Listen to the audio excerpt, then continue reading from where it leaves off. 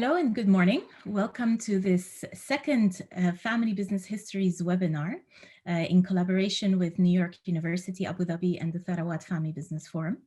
My name is Farida Al-Agami. I'm the General Manager of the Tharawat Family Business Forum, and it's a great pleasure for me on behalf of NYU AD and Tharawat to welcome you all to this really fascinating webinar about a case study that we've been working on for, I would say, the better part of the last 18 months. Today, we are going to have a very active agenda, and I would like to also encourage you all to really ask your questions, interact with our speaker, and I will try our best, Martin and myself, Professor Martin Klimke and myself, will try our best to weave your questions into the conversation. If you have any questions, please drop it below in your Q&A field, and we'll be happy to try and address it. If you're experiencing any issues with the connection, please feel free to contact our colleagues. And if you want to adjust your view, there's different ways of viewing this webinar. You can do that in your Zoom settings. So what are we going to do today? We have, as I said, a very active program ahead of us. We will start off with a short introduction to our program. So the Family Business Histories program will be introduced by Professor Martin Klimke in just a short while. And then we will move on to an introductory presentation by Mr. Abdullah Almajdouie, who is the Vice Chairman of the Almajdouie Group in Saudi Arabia. And he will really give us a sense of what this family business has achieved over the past 6 decades. And then we will move on in the last part to a Q&A discussion with Mr. Abdullah, where I will again encourage you to ask your questions, and hopefully we will, try to really understand some of the success factors of this family business and how to move from generation to generation as an entrepreneurial family. So without any further ado, I'd like to introduce Professor Martin Klimke to come and introduce the project and the program Family Business Histories. Martin, over to you. Thank you very much, Farida. We're very, very happy to welcome all of you today for this wonderful webinar on the 60-year journey of the Almajdouie Group. We're very happy to welcome Mr. Abdullah Almajdouie with us.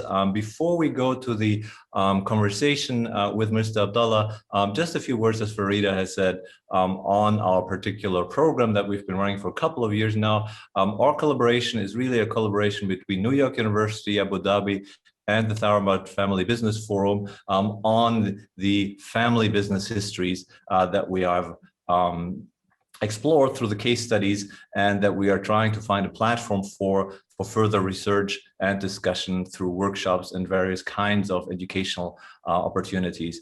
Our goal with this particular collaboration is really to preserve the history and inspire the future of family businesses by compiling, documenting, and analyzing the history, legacy, and socioeconomic impact of family businesses in the GCC and MENASA region. And the reason for that is that we feel very strongly that given the high percentage of family-owned businesses in the private sector all over the world, it is worthwhile to shine a bright spotlight on the MENASA region. As such, oftentimes we feel that family businesses and the respective research connected to is focused on Western case studies. So we really want to sort of take a global perspective with a specific focus on the Middle East and trying to contrast and compare these particular businesses in the region to the global reach of family business ownership that we're seeing worldwide. And you see here a wonderful slide of some of the world's oldest family businesses, which underlines the fact that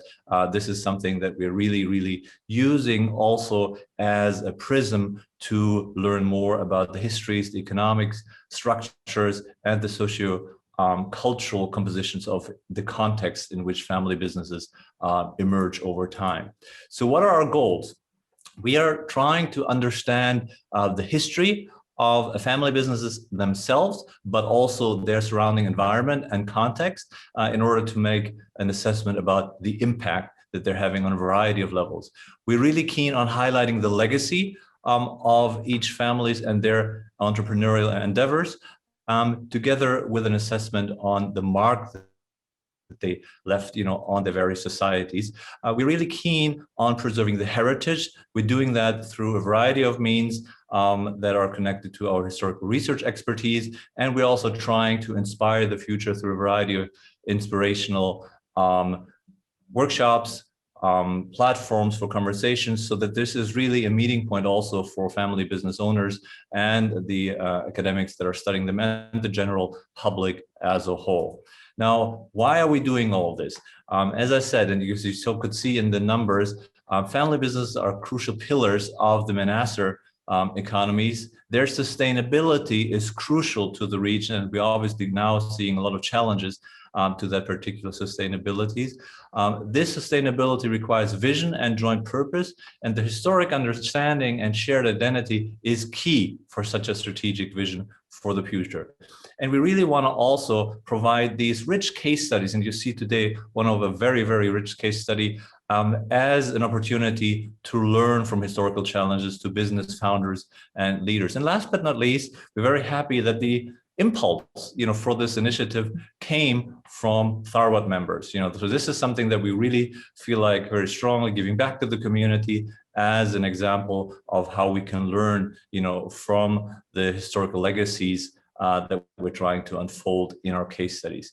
And the case studies that we are publishing are going to be highlighting individual founders of active family businesses in and around the region, and we're very happy to delve into these particular individual histories and then have conversations with the representatives of these respective families to illuminate again the enormous impact that especially the founding generation of each of these businesses had and continues to have until today.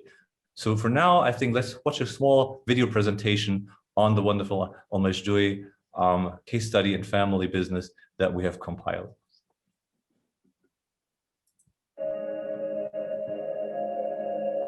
وبدايات العصامية دائما متقاربة.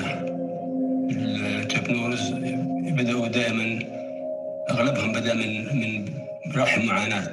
الوالد كان نشأته عادية يعني أسرة متواضعة. اشتغل مع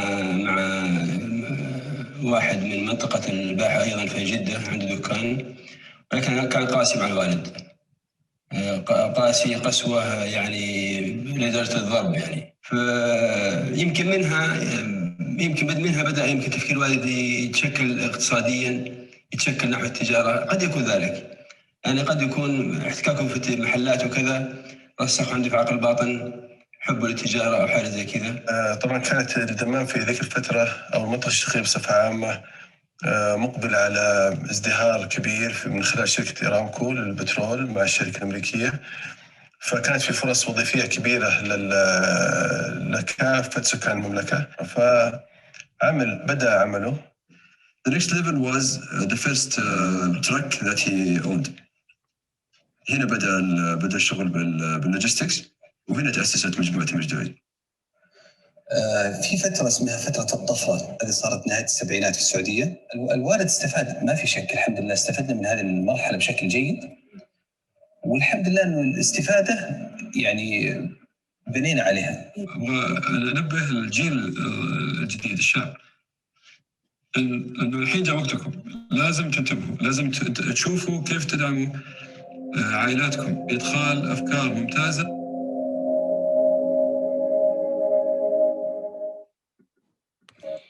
Thank you so much, Martin, for that introduction and for really giving us an impression of the project that we've been working on together. Now it's my great privilege to invite Mr. Abdullah Almajdouie, who is the Vice Chairman of the Almajdouie Group in Saudi Arabia, to come online and give us an overview over the history and the impact of the Almajdouie Group. Mr. Abdullah is, of course, the vice chairman of the group, but he's also on boards of various institutions. And I would like to mention that Mr. Abdullah is really one of the first people in the region to clearly and openly speak about the need for good family business governance. And it's always been a privilege for us at Tharawat to have his insights and his perspective and vision on how to create a sustainable legacy for family firms. Mr. Abdullah, it's a great pleasure to have you here with us today. Welcome to this webinar. Thank you very much. Bismillah, salatu wassalamu ala rasulillah. I don't see my picture. There you go. Okay. Can you see your slide? I can see my slide, but my picture is supposed to be there or not? It is there. It is there. We can see you, sir. Okay. Thank you, Farida. Thank you, Tim, for the introduction. And I hope that I will learn as much as I deliver to such elite members and elite guests. If we can go through the slides, actually the group is founded by my father in 1965. He was working in the port authorities. From there, he built up good connections with the traders and merchants. He started as a custom broker in the business. From there, he moved into transportation, trucking, and his first truck is still operated in the fleet, and he gave very personal attention to that truck, since it is he says, oh, it's the mother of the khair, the mother of the money we have. It's started from that truck. You can see the picture of that truck as well.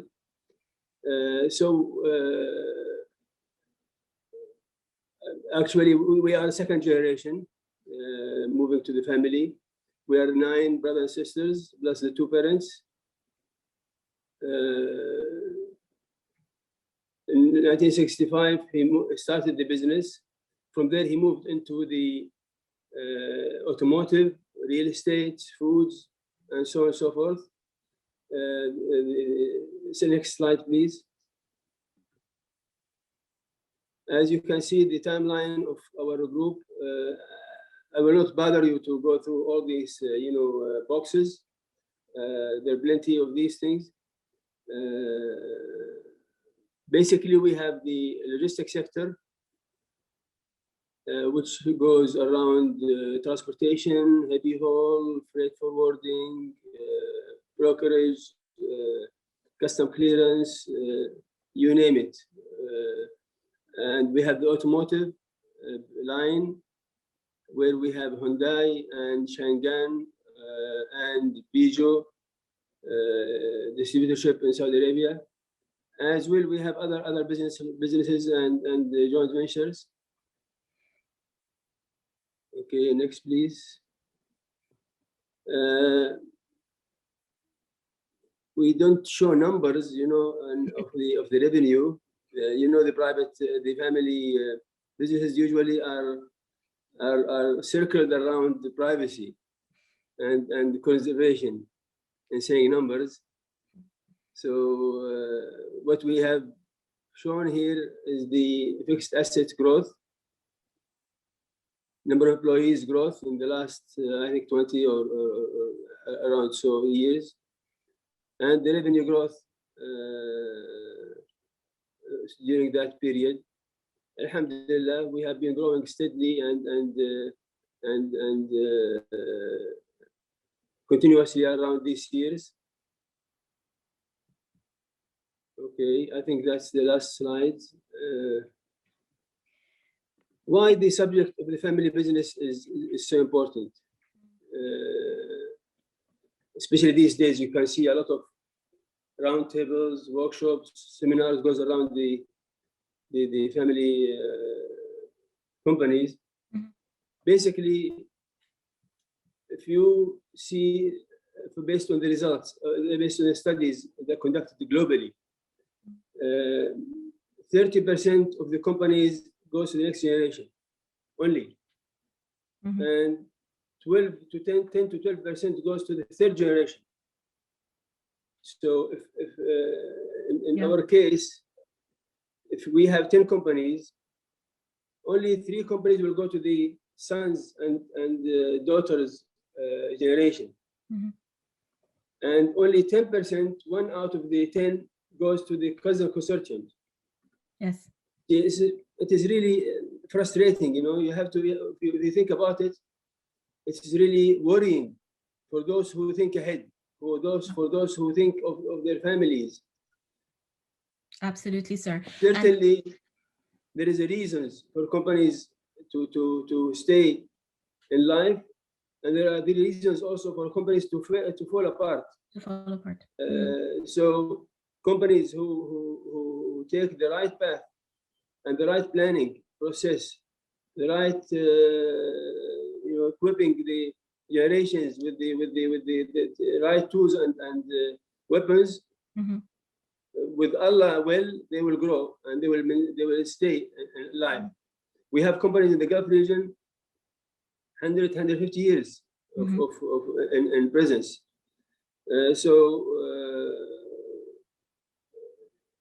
It is not easy, especially when you mix the blood with the money. Yeah. When those two things goes along together, the emotions and the material part, that becomes more difficult. And it is, we say in Arabic, I would say it in English, if you want to lose a friend, lend him money. And القرآن said يا أيها الذين آمنوا إذا تداينتم بدين إلى أجل مسمى فاكتبوه وليكتب بينكم كاتب بالعدل.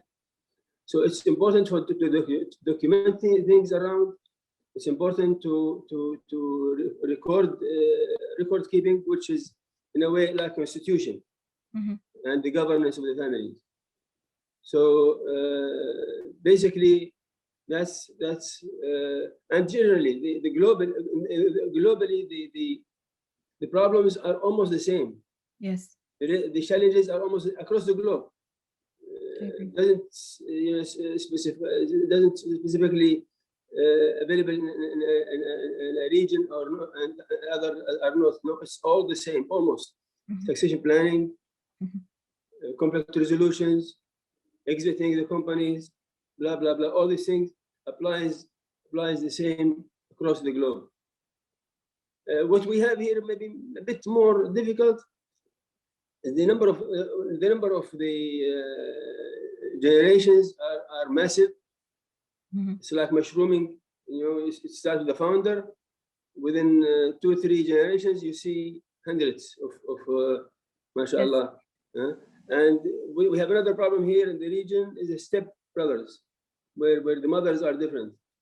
Usually the second generation keep a lot of values of the founder, and the presence of single mother, the mother of the is a strong bond of keeping the relations because it touched the emotions of the sons.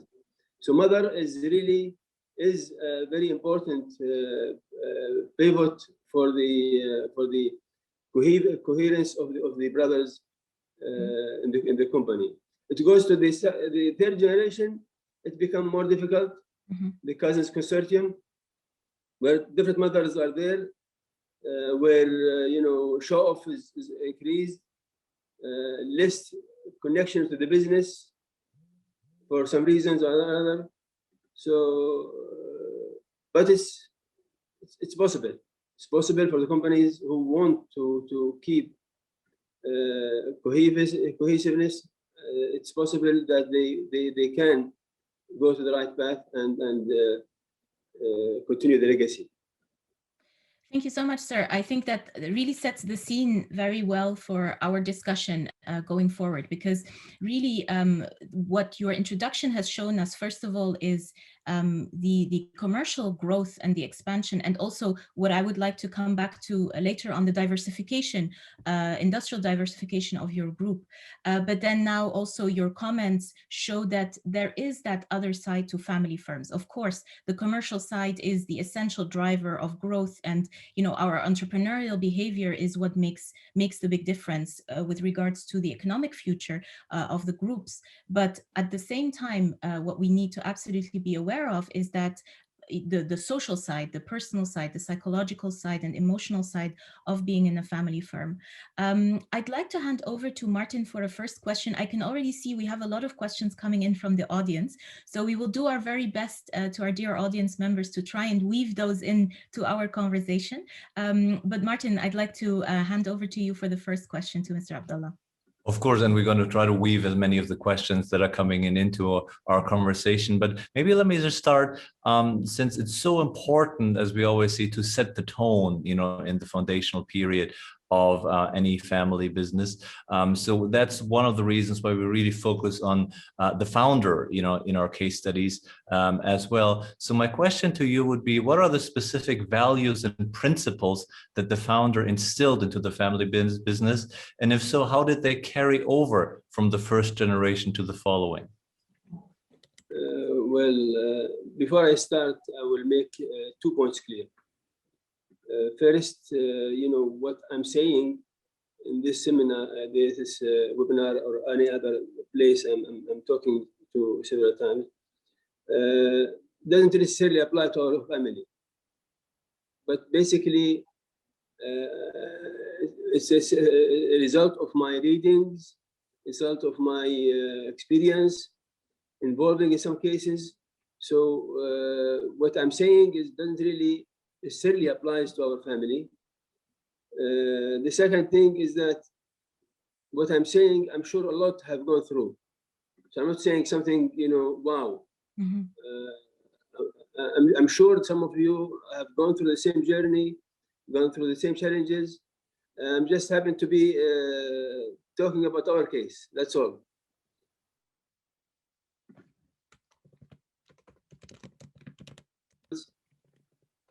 Actually, about 15 years back, when we wanted to move to our new head office, we have about 20 to 25 meeting rooms and auditoriums and common areas.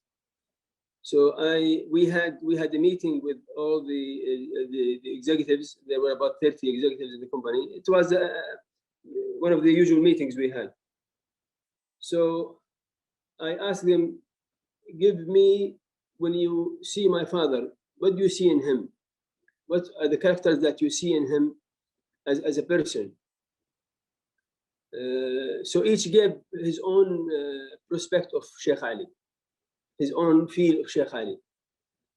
So we put on the board these things, and it happens to be the first rank that took the majority of the votes was faithful. He's a faithful guy.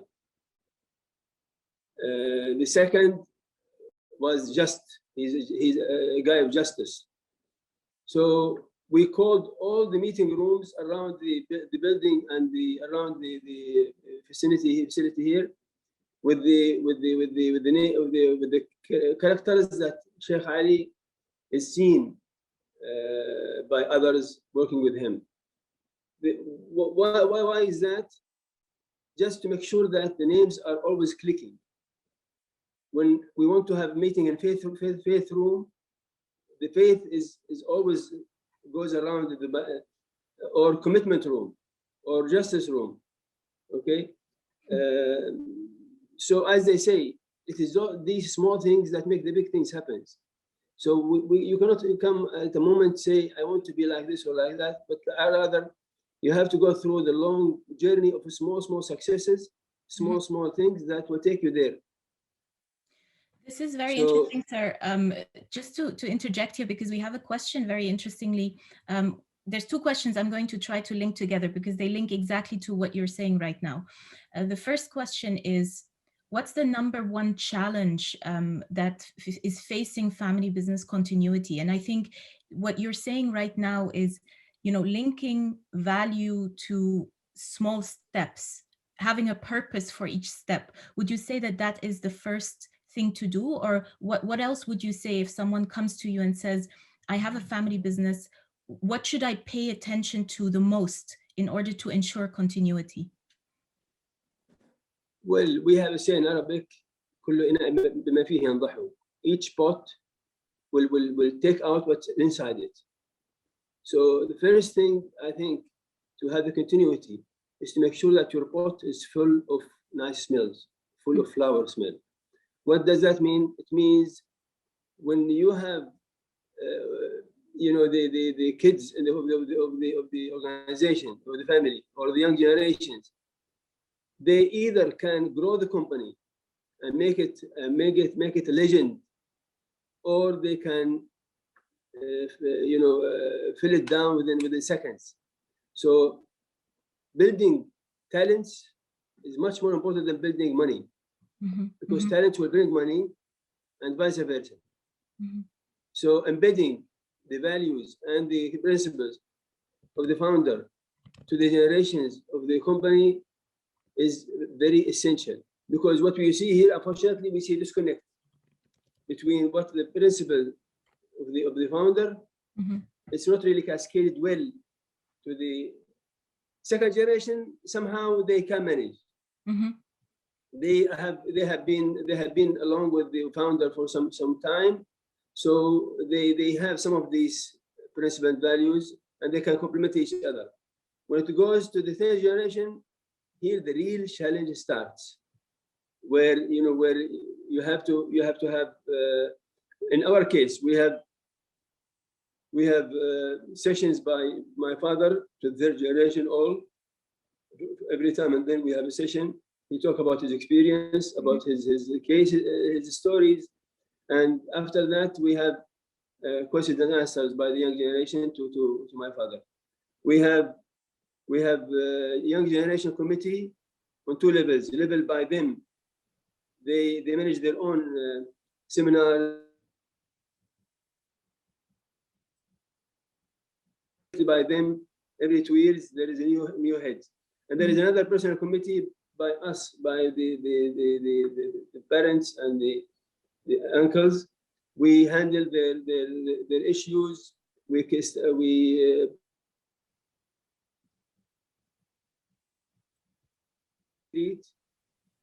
Every year they go 3 or 4 days outside or inside Saudi Arabia with a full program of leisure, education, fun, sports. So they have a shared story around they talk about, and most importantly, we have to set ourselves as a good role model for them. Yeah, that's more important. This is very, very interesting. And we obviously know that the governance and these structures, in addition to the values, are so deeply embedded, in your company and the philosophy and the practice. But could you talk a little bit more about how these structures came into being and how they work? And one of the questions that we have gotten in the Q&A is, what are the signs, for a family business leadership to detect problems and challenges, and how can these structures address, any potential crisis that may or may not emerge on the horizon? Well, if I understand your question well, I think actually I have retired early this year. Okay, actually, sorry, I retired early last year. I was a CEO and then became vice chairman. I still have certain files I'm carrying, but one of the most important files I'm carrying is the governance of the family. We have to have a guardian for the governance of the family, like what we have a guardian for the governance of the business, audits and compliance, making sure that things are on the right track. In the family side, I'm sitting myself as a guardian. Actually, I'm set by all brothers for the family constitution, and making sure that the governance of the family is really kept well and followed well. And I'm trying to be close to the young generation for coaching and supporting them. Sometimes I always tell them that even myself, sometimes I got a little bit blaze view. I don't know where to go in certain areas. I need second opinion to help me. So I'm trying to be the second opinion of the young generation. Hopefully I'll get them to the right way and path.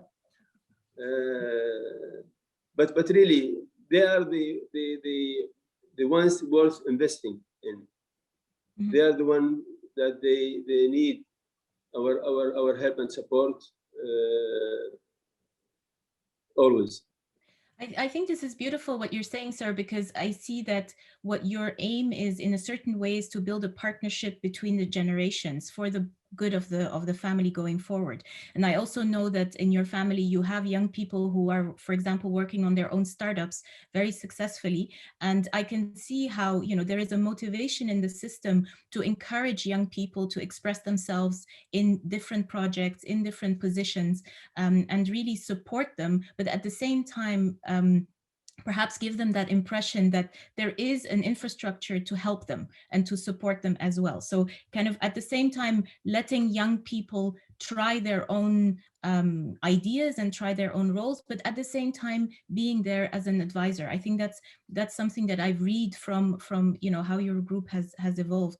Well, our message always to them, that pursue what you love, pursue what you dream of. Mm-hmm. But you have to be among the few top Mm-hmm. in that pursuit. You have to be among the few on the top of the pyramid in that field. Mm-hmm. We have third generation working in the rigs of Aramco in the desert. We have entrepreneurs, we have bankers, we have for those who are really unique and shown super performance in the business they are in or in the works that they're in, we attract them. We take them. We already took 2 from their businesses outside the company. We attracted them with a good pay and a good salary to come and join the company. So if you want to join the company, it's not a guarantee.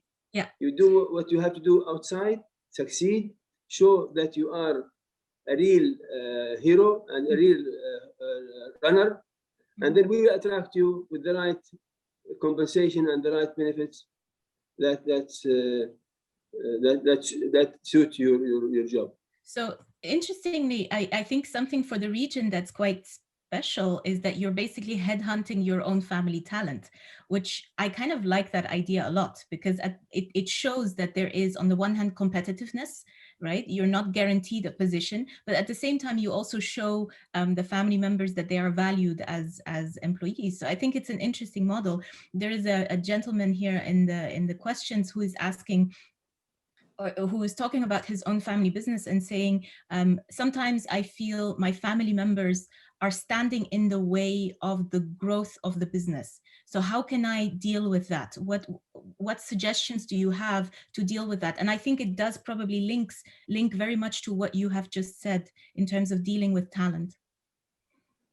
Well, actually, first, the awareness of the family cohesiveness and the family business should be, I cannot say typical, but it should be synergized together. So if I'm talking a language and others are talking different languages, how we can communicate? Mm-hmm. If I'm singing a song, others singing a different song, how we can say that the outcome will be a beautiful song? It will not. So first we have to increase the awareness of the risks of the family businesses, and why we have to be a unity. Very important. You know, either you ride in a big ship in the high waters, high seas, a big ship, safe, or you want to have a small boat and go the risk of maybe going with drone or whatever. Mm-hmm. So better you be in the big boat with your family. So it's important that you create the small ambassadors around the family, small change agents that they help you around. So when somebody talks, you have the change agents are there to support your point. It takes time. It need you cannot go and confront with others. Rather, take the buy-in from them. Absolutely. This is a wonderful moment, also to bring up the issue of transitions, from one generation to the other. I think you painted a wonderful picture in terms of, the value system, and the alignment, among various members of the family. But very precisely, if you recall, which were the business challenges that you faced when you took over the lead of the group? Well, it's like parachuting, and this problem was with me as well as with my brothers. We came from the top to the thinking that I'm talking about myself, thinking that I am the Superman of the era. So I came with a lot of enthusiasm and energy, and sometimes it doesn't need that much of at that age you see the surface of things. You don't see the deep inside, why things are happening the way it is happening. Keeping questioning why will lead you to maybe to a good answer that this is the best that can be done. But when you are a new grad from the university, my focus was on the selfish thing, in the service thing, cleaning, housekeeping, these things, but not really in the deep of the business. But I learned, with time, that we have to respect the elders, either they are the founder or they are elder employees working before you, and it won't be, you won't be there if they were not there. You won't be in where you are without the groundwork and the hard work for those people who done it before you. That's right. So I think giving respect to those seniors and trying to understand, why they are behaving the way they are behaving, or why they are doing things the way they are doing that, maybe will give you the answer of a lot of your questions and the worries. Absolutely. I'd like to just tell our audience, we have a lot of questions, and we have people from 11 countries on the call, by the way. So we are delighted to have you here. But unfortunately, I'm not sure if we can cover all the questions that you have and all the concerns that you're bringing up. But we'll do our very best. If we happen not to be able to get to your questions, feel free to contact NYUAD, the Family Business Histories Project, or ourselves, of course, Tharawat. After the session, we're happy to continue the discussion. Mr. Abdullah, there is one question which I think is really key, and perhaps also links a little bit to your participation in our project. There's this question of how do you make sure that family members can trust each other? And I'm talking about this in the context of legacy and communicating legacy. So how do you make sure that there is a not just a superficial, and I think we all, as you said, in our region, we have a tendency to be very respectful to our elders in general. There is a general politeness in how we behave with each other, even with family members. But there is a difference between kind of politeness and true trust. So how do I move from politeness and nice behavior to really, really trusting family members and making sure that they know that we have each other's backs? Well, first of all, the family members should be mirroring each other. They should be like mirrors to each other. Mm-hmm. Nothing should be hidden or kept aside. Mm-hmm. Otherwise, each will create his own castles in his mind. Yeah. Okay, and when castles are created, that's more dangerous. Yes. Members who are silent are also more dangerous. You have to get them in. Mm-hmm. They have to explicitly give their opinions. Absolutely. And share their fear. Yeah. Keeping them quiet, or they are not sharing anything, that's like a bomb. which can stop at any time. Any time. Mhm. So I think, you know, involving them in the different committees of the company. One handling the audit committee, one handling compensation and remuneration committee, one is handling here and there.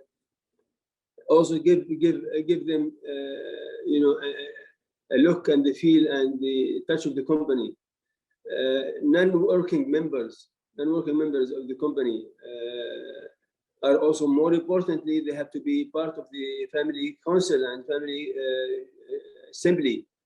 They have to see the numbers. They have to be shared with the numbers, because they will have also their own, you know, feeling that why we are not shared with the information, why we are kept away from the numbers and the documents. They are not showing us. Those who are working are getting more money than us. Blah blah. It's frustration, huh? Yeah, it might not be true.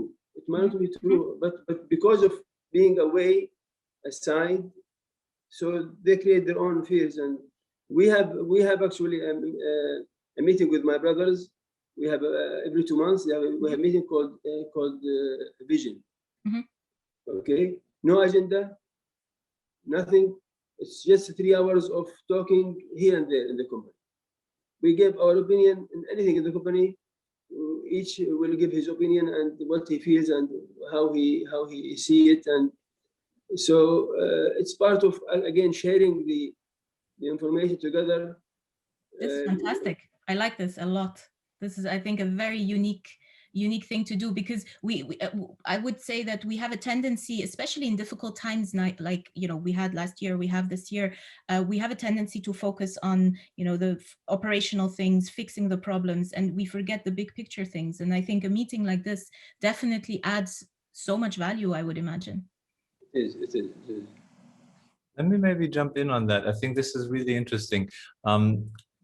Full disclosure, as a historian that I am, I'm hopelessly biased, obviously, but I would like to get your opinion on how family business history, you know, or the case study that we've just produced can be a tool, you know, in building that kind of community of values and also improve operational matters then in any kind of family businesses. So what is your view on the significance of family business history?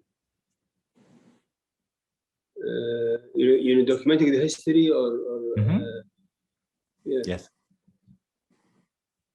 Actually, we are, I don't know if I get your questions well. We are going through, we are almost finishing the book of my father, the journey of my father. Okay. And he was for a long time rejecting the idea of documenting, you know, his story. Not for a reason, but rather my father is a low profile person. He don't like to show off. You know, these characters of the founders, the beautiful characters of the founders, they are, you know, it's almost common across globe, where they are sincere, they are trustworthy, they are low profile people.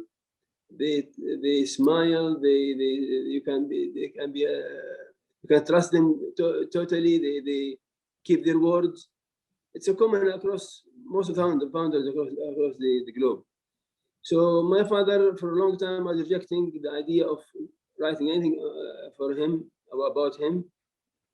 Luckily, 2 years back, we convinced him as brothers that you have to document your stories. You have to document what you have gone through. And really, alhamdulillah, he remembered the stories with the dates, with the names of the persons, and so that was a great gift, you know, that we still remember that what happened in early days. So we are almost closing that book shortly. The aim is not only for the family members, for our next generations to read about the story of the founder, but also for outsiders, where, you know, the story might be inspiring to them, might be of inspiration and motivating to some of the startups. Yeah.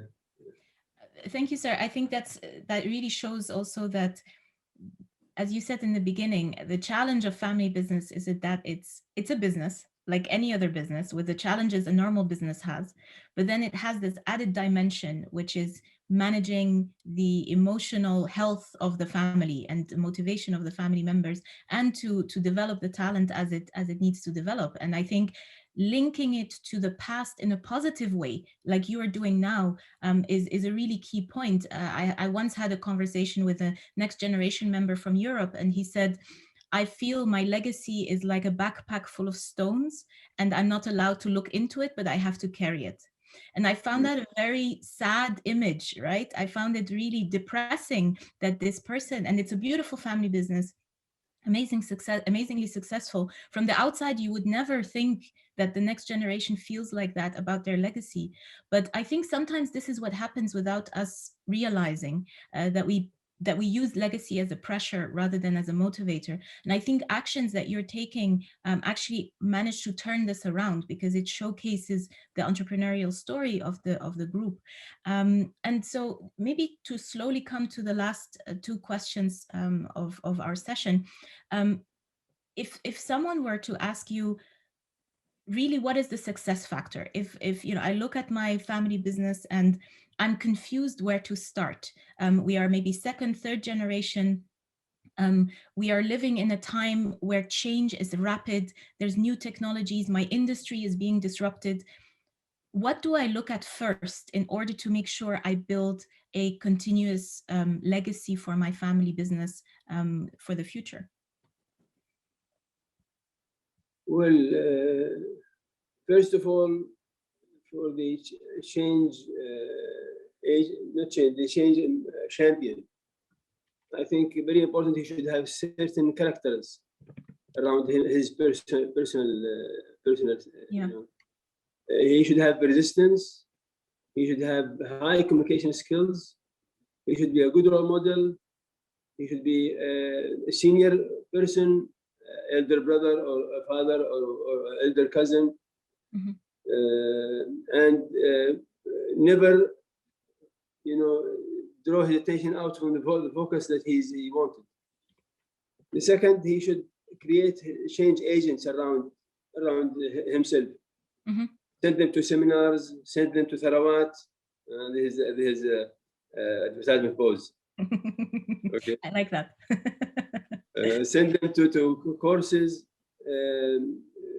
make readings and send to them readings that you have read, mm-hmm. and you know, where they can learn why the company succeed, why the company failed in the family business, and again, be patient with the others. Use the emotional intelligence widely in this regard.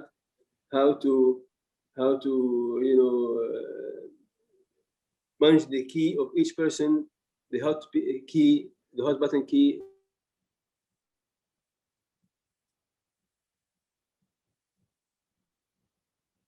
Have to shouldn't confront with your father. If he is not convinced about something, try to use way and means to get him convinced, either through the powerful mother or through a colleague or a friend of your father. You can convince him that what you are going through is the need to be improved, blah, blah, blah. So there are ways. So you have to be smart to handle these things wisely and not with the confrontation and dashing, but rather getting along with others with you. Mm-hmm. It's very interesting, and there's a question in the chat that, you know, connects to that on a different level that I just want to pose to you to get your thoughts on. The question is, a lot of opportunities are emerging from the IT and technology-enabled economies, and many new family businesses are jumping on the wagon of these kinds of businesses. And my question is, do you agree with the strategy of start fast, fail fast as a way to grab business opportunities?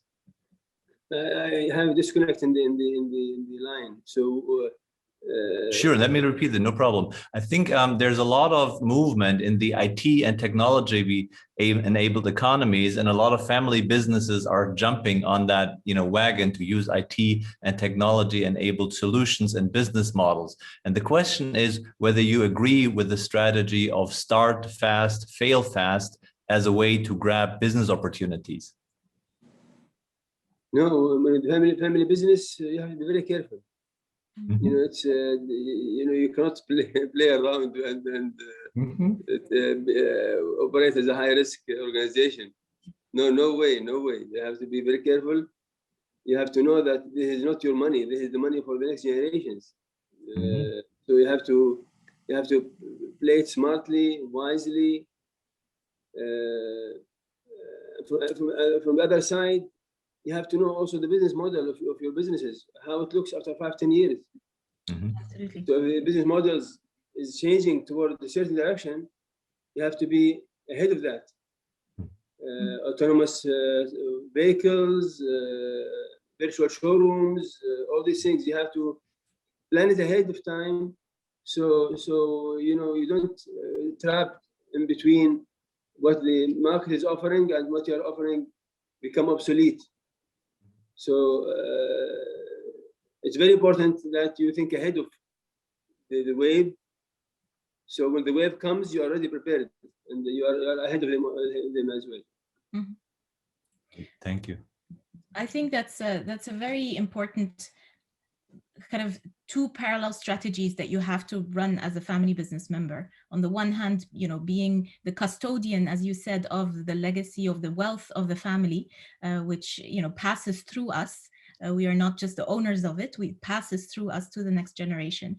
And then at the same time, we are facing a rapidly changing environment, economically, socially, and as a family firm, we have to be agile enough to be part of that change without taking the risk that is might even be destructive at some point. So I think that's really valuable. And I'd like to close with the last question to you, Mr. Abdullah. Lessons learned. What, looking back on your career, also I know that you have been involved with many other family businesses. You have listened to their stories. You have advised them, as a friend. What are some of the key lessons that you would like to share with us today to close this session? Well, maybe some of the points maybe I have mentioned it earlier, but I think without tracking it by importance, but I think very important to have the governance of the business as well as the governance of the family work together. It's actually two sides of the coin. You cannot have a business with a loose bond and loose family, and you cannot have a family with the loose business without governance. Yeah. So you have to work together in the same path. To start the change, again, as I have said, you need to change a champion and you need to change agents. And they should not quit, they should not give up, because they will have a lot of challenges ahead of them. There is an example of, there is a pipeline of oil between the east of Saudi to the west of Saudi, pumping oil to the west, the Red Sea. Each about 100-200 kilometers, there is pump station. So when the oil in the pipes get a little bit slower, there is pump station that will push further. There are about 8 to 9 pump stations across the desert. So what we need here, people who have already their pump stations with them, so they will never give up. When things go down, they have a self dream, they have a self motivation that will take them to another station. Okay. I think it's very important for the young generation, as I said earlier, to pursue their dreams. If we try to put everybody in our own squares, our own silo, and they don't like it, they don't see themselves there, it will end up, they will lose, end up, they will have diseases, maybe health problems. Mm-hmm. So I think it's very important that each has to pursue his dream.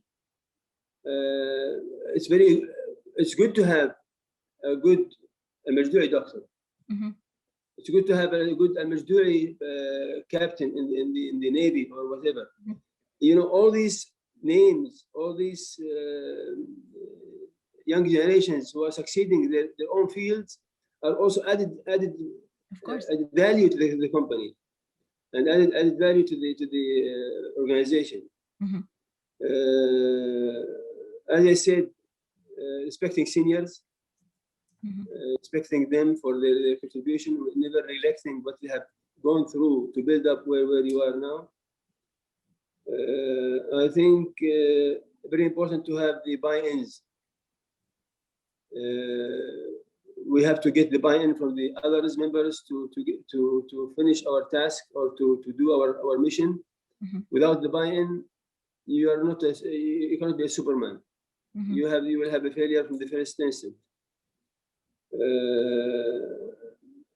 Family dynamics are always changing, keep changing. Yeah. Earlier we didn't have third generation, now we have third generation. So I think the constitutions, the governance has to adopt to this dynamism of the family members. Lastly, whatever we do in the governance or the constitution or the hard part with documenting things around will not move ahead, will not move right without having the base. And the base is really the soft part. Mm-hmm. The respect, the love, the care, the dignity, the attention to others. These are the base for any improvement we want to make. And the governance comes complementing these things. But without the base, whatever you do will be gone to vain. Well, thank you so much, sir, for a truly visionary closure to this conversation. I as you know very well, it's always an inspiration for us to speak to you and to learn from you. I think there are many amazing business leaders in our region, but it's a privilege to be with someone who can also really communicate those points and explain to us others how we can maybe look at our own family businesses and hopefully learn from your successes, but also from the challenges that you have overcome, and build a legacy for our own families. And ultimately, this is exactly the idea of our project. So the idea is to really give people an opportunity to have exposure to stories, to entrepreneurial stories from our region. Sadly, there's not always a lot of such stories coming from our region, and our project really is supposed to contribute to that. And before closing, I just want to very quickly give an outlook on what's coming next for this project. We are delighted that we have 2 more case studies that we are going to be publishing very soon. One is from the UAE and one is from Algeria. As you see, we are trying to be as geographically diverse as we can in order to really include all these different entrepreneurial legacies and stories that we can learn from. And our upcoming webinar, which is going to be taking place in March with a truly wonderful expert from Germany who has written, I would say, almost hundreds of family business history cases from German family businesses. And so what we will do is we will ask her, how have German family businesses reacted to crisis in the past, and really learn from their experience. But of course, I don't want to close without once again thanking you, and also thanking all your family, Mr. Abdullah, for participating in this case study, for giving us your time and really opening your doors to us to make this study. And as it's a collaboration between NYU and Tharawat, it should both have academic value in the future, as well as practical value for family business members in the future. Martin, maybe any final? I can only second that. I think it was a wonderful opportunity to then speak to you again in person and review some of the things that we found out in the case study. And I think I completely support what Farida has been saying. It's an honor, it's a pleasure to listen to you and benefit from your enormous experience, and inspire us as academics, but also as practitioners, in the family business history landscape today. So thanks so much for your time, and thanks to your family for being part of this project. Thank you, Martin. Thank you, Frida. Thanks for all the guests coming, joining, and I'm delighted to be with you today. Thank you very much. Thank you very much, and thank you all our attendees, and we hope to see you again very soon. Have a great day. You too. Bye.